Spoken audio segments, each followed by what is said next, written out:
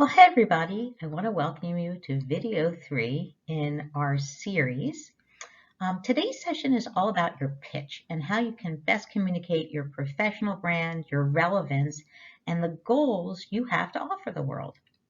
You've done the self-exploration and initial brand development work in video 1, and in video 2, you were able to identify the kinds of positions that you want and maybe even the kind of industry you want to land in. This video is really about how you want to communicate effectively this brand of yours to your network, to recruiters, to hiring managers. And to communicate your best self, we will specifically focus on 2 delivery methods. The first one is your pitch, and that's what this video is about. And then the next one is about LinkedIn and how you can use LinkedIn most effectively and efficiently to help you land a job. But for today, it's all about your pitch. So you're going to use this pitch throughout your search, whether you're interacting while networking and making connections there. Maybe it will be through some person who is a contact who can eventually lead you to a person who can then hire you, or even friends and family to some degree. You never know when you're going to be able to use this pitch. We're going to refine your pitch together in a coaching session, so don't worry if it's not perfect. Like my videos, they're not perfect, but we have to start somewhere, and that's what my goal is for you today. And we're going to practice, and we're going to practice some more until you feel really comfortable with this. So if you're looking for a new job, your professional pitch is a big part of how you respond to that question, tell me about yourself. This could occur in the context of a phone conversation with a recruiter or an in-person interview when you first sit down. If you're at a networking event, your elevator or professional pitch will be the information you share when somebody asks you what type of work you do, what type of help you need. It's your one and only chance to get their attention and set the tone for how they view the rest of what you want to tell them. That's why this is so important. Your pitch will be a match between your branding statement and the type of result you want from any interaction around your job search. I know that's a lot, but once you get the hang of this, it's going to become second nature, and I'm also here to help. Remember Simon Sinek and his ideas about what, how, and your why?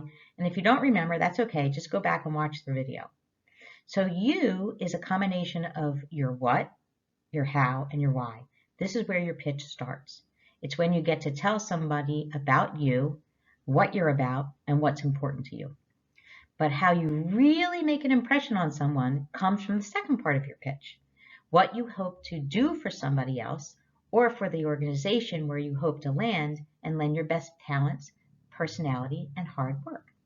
For example, in an information interview, you can share the competencies you have that are relevant to the company or the industry you want to learn about. That's the goal. For a job interview, you want to show the competencies that are relevant to the position that you're applying for and the organization, as well as your goal to land a job because it's going to be a great fit. That's where your pitch starts and ends. Now I'm going to break it down for you so you can do a first draft.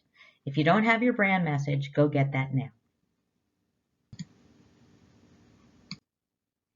So this is my brand message and how I like to introduce myself and my work. I haven't added the pitch part yet. You'll see here how I'm targeting tech boot camps and hoping to bring in more people to our coaching program. So here's the next step. Now we need to bring an extra emphasis to something our listener wants to learn more about. You've already told them what you do in general with your brand message. Now tell them why they should care about having this conversation in the first place with you. You're going to tell them what you have to offer in the way of skills, projects you're specifically working on right now, or what you've accomplished that is really relevant to maybe their role, to their company, or to something else.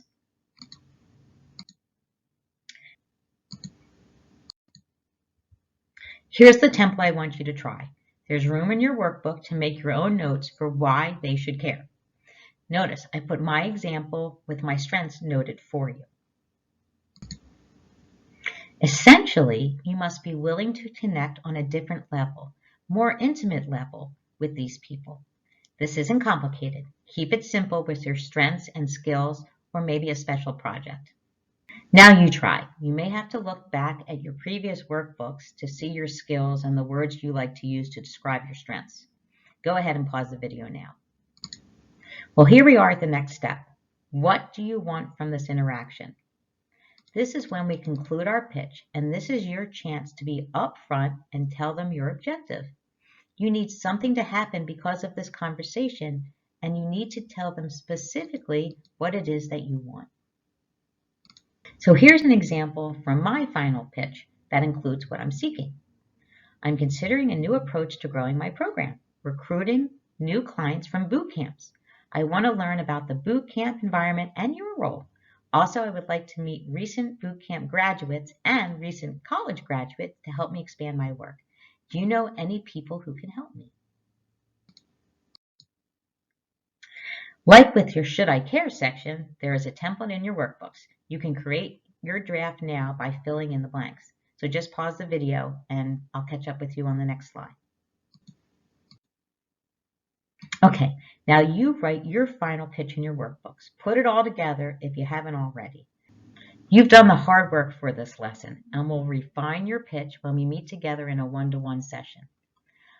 But now, what do you want to avoid when you're making your fabulous pitch?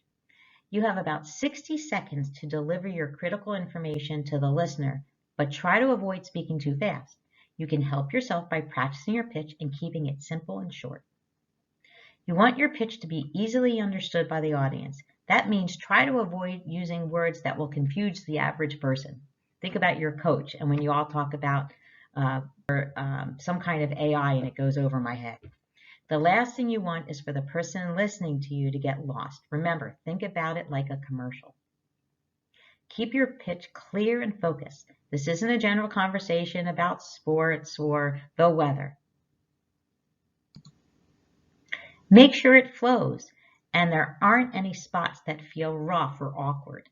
First, write down your pitch. Read it over. Have your friends and family read it over. Does it make sense? Then practice it. Practice it again and keep practicing it until it becomes easy and you can do it anytime. Try to avoid the rehearsed monologue approach. This is all about a face-to-face interaction with somebody you really want to impress. So try to be approachable. Use a conversational style, and I guarantee you, if you're relaxed and have a more natural approach, you're going to get a lot farther with this person. Another thing, make sure you always have something to pass on to this person. And this will allow the people to remember you, but also to try and reach you when they need to get a hold of you. And finally, and I know this is really hard, try not to be a wallflower. It does absolutely nothing for you to have a phenomenal pitch if you never use it. We can talk about how to get over some of these fears in our next one-to-one session. Okay, what about tips for when you're at a networking event? Believe me, of course, it's a lot easier to prepare for a pre-scheduled interview than a big networking event, but try to keep these things in mind. So let's say you're looking for a new role and you're attending a network event. It helps to scope out the companies in advance who are attending the event. So it's worth a Google to see if they have any relevant job openings. You can tailor your pitch before you walk up to a representative to introduce yourself, for example. Sometimes you can obtain a list of expected attendees before the event. You can do this ahead of time and target contacts which are relevant to your search.